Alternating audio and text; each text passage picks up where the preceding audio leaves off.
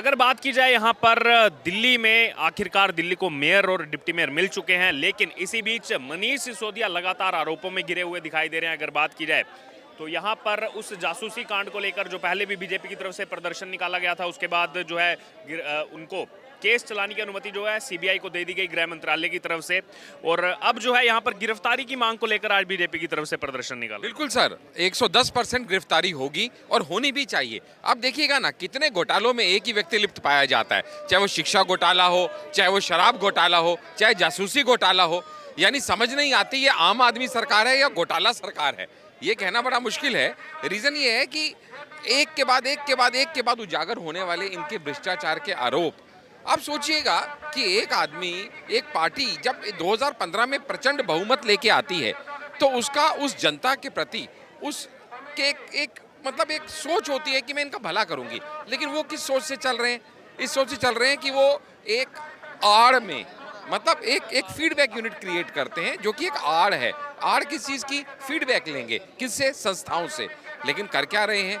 700 cases जो उन्होंने surveillance में डाले, वो 700 केसेस में से 60% जो थे वो उन्होंने फीडबैक के तौर पे लिए, और 40% जो थे वो पॉलिटिकल स्नूपिंग के तौर पे लिए। पॉलिटिकल स्नूपिंग किसकी? विपक्षियों की। क्या ये करना जायज है? वो बाद में देखेंगे, पर पहले क्या फीडबैक यूनिट बनाना ही इनको जायज था? एक पैरेलल इन्होंने इन्वेस्टिगेशन यूनिट खड़ा कर दिया, रॉ की तरह, एफबीआई की तरह, जो ये ना तो संवैधानिक रूप से खड़ा कर सकते हैं, ना इसकी इनको पावर्स हैं।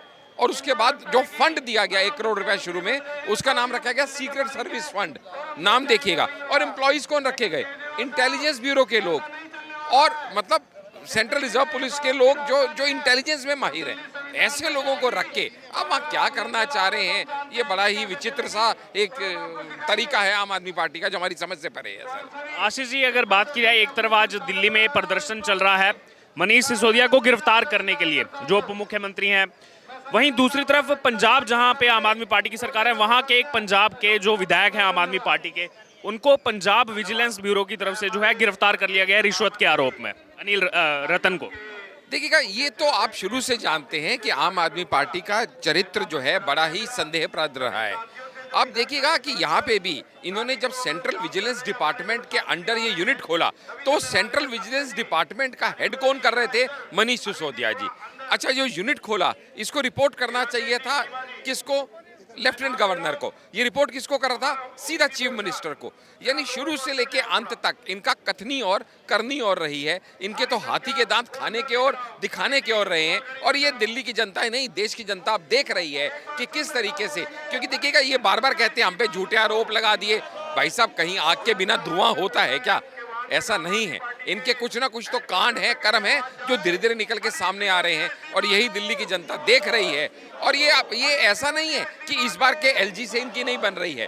पहले वाले अनिल वाजपेयी जी भी थे, उन्होंने भी इसके ऊपर कंप्लेंट किया था, और ये कुल 7-8 महीने चलने के बाद ही यूनिट को बंद करा दिया गया था।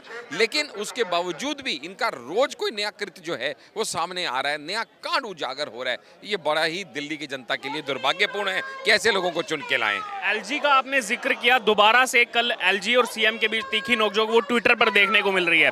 सीएम जो है वो एलजी पर आरोप लगा रहे हैं, आप कानूनी व्यवस्था अच्छी नहीं कर रहे, ठीक नहीं कर रहे, अपना जो है ढोल पीट रहे हैं यहाँ पर। देखिएगा, एक ऐसा नेता जो कि अपने सदन में खड़ा होकर कहता है कौन एलजी, कैसा एलजी, किसका एलजी, जिसको ना संवैधानिक पद की गरिमा का कोई ध्यान है। एक ऐसा सीएम जो कहता है मैं 26 जनवरी की परेड रोक दूंगा, मैं राजपथ पे लेट जाऊंगा, जो खुद को अराजक मानता है।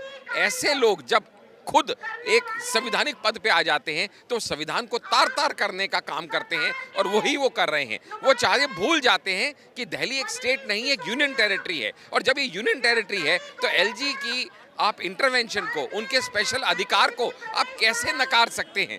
लेकिन इनको ना पीएम चाहिए, इनको ना एलजी चाहिए, इनको ना पुलिस चाहिए, इनको ना मीडिया चाहिए, इनको ना न्यायालय पे कोई इतबार है। ये समझते हैं हम ही हम हैं। ऐसा तो नहीं होता साहब। अहंकार जब सिर चढ़ के नाचता है ना, तो बड़े से बड़े दैत्यों का भी विनाश होना तय होता है। ये तो दिल्ली के सीएम हैं। एक लास्ट कमेंट लेना चाहूंगा, कल जो मेयर डिप्टी मेयर पद के चुनाव के बाद स्टैंडिंग कमेटी का चुनाव होना था, उसमें हंगामा देखा गया, और संजय सिंह ने कहा है इसको लेकर के कि बीजेपी ने लोकतंत्र की हत्या की है, चुनाव नहीं होने दिया वहां।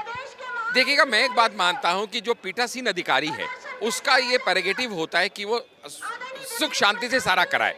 जब एक कोर्ट का ऑर्डर आ गया और कोर्ट के ऑर्डर आने के बाद जब वहां पे मेयर का इलेक्शन शांतिपूर्वक तरीके से हो गया, तो उसके बाद जानबूझ के सारी प्रोसीडिंग्स को नवनिर्वाचित मेयर ने डिले किया। शैली ओबराय ने कई घंटे लोगों को वेट कराया, जानबूझ के स्टैंडिंग कमेटी के इलेक्शन नहीं होने देने का जो षड्यंत्र उन्होंने रचा, उससे कोई भी इरिटेट होगा, किसी को भी गुस्सा आएगा, कोई भी इस बात से परेशान होगा कि आखिर आप ऐसा क्यों कर रहे हैं, आपकी मंशा क्या है।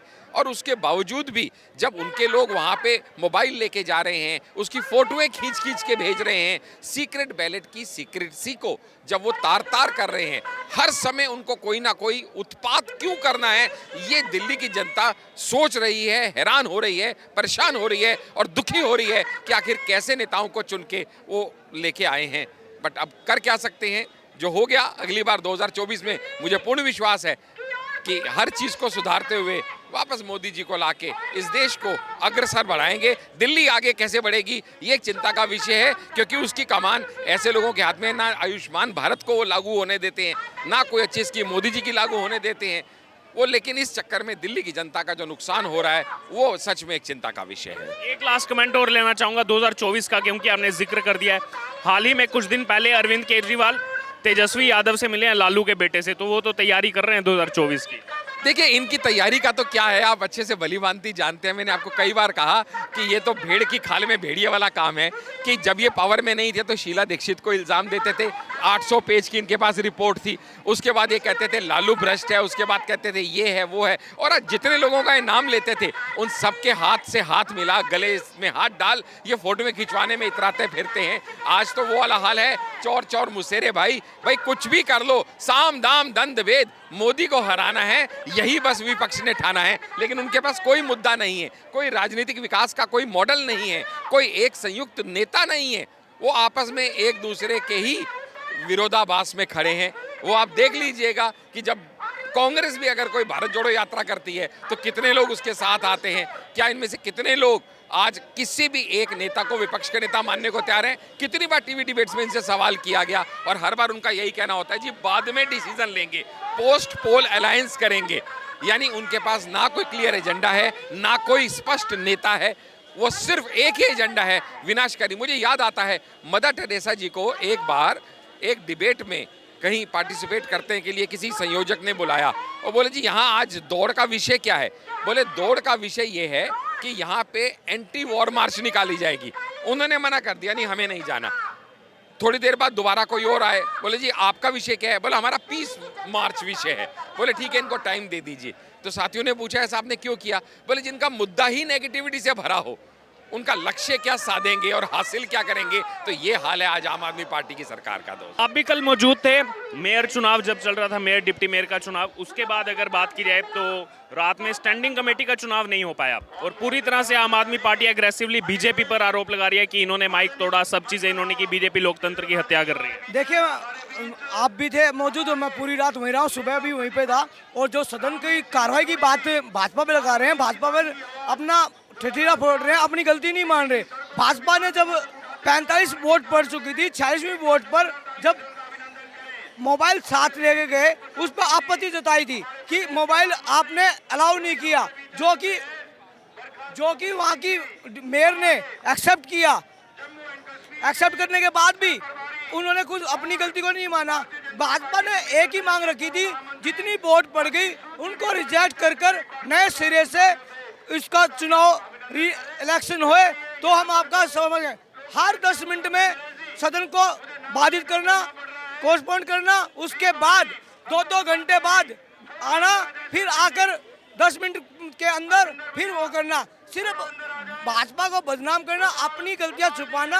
और आज भी मांग की, जब सारे भारतीय जनता पार्टी निगम पार्षद और हम जैसे कार्यकर्ता धरने में बैठे तो उन्होंने कल के लिए 10 बजे के लिए पोस्टपोन किया। अरे जब करना था पूरी रात, आपने उसको बना सभी को वहाँ पर कंज्यूम करके रखा।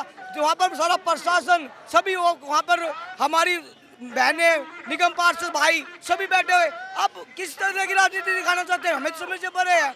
अपनी गलती आप भी तो आपने मानी, आपने माना ना कि हम कल करवाएंगे, तो कल क्या बोला, कोई ठिकाना नहीं था। हमने सिर्फ मांग ही ये कही थी कि आप नए सिरे से इलेक्शन करवाए, जीत ले आले।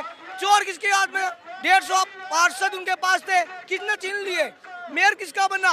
उप महापौर किसका बना? तो स्टैंडिंग कमेटी चेयरमैन में जिसका बहुमत होगा, दूध का दूध पानी तब होगा जब उसमें सही तरीके से वोट पड़ेगी और वोट के साथ ही निर्णय होगा।